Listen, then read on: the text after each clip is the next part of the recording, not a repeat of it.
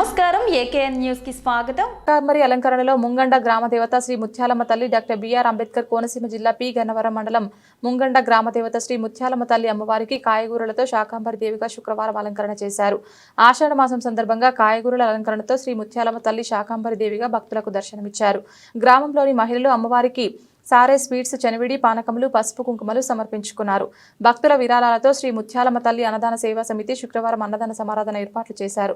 వందలాది భక్తులు అన్నదాన ప్రసాదాన్ని స్వీకరించారు. స్థానిక ఆర్యవైశ్య సంఘ సభ్యులు, మహిళలు ఊరేగింపుగా వచ్చి శ్రీ ముత్యాలమ్మ తల్లి అమ్మవారికి ఆషాఢ సార సమర్పించారు.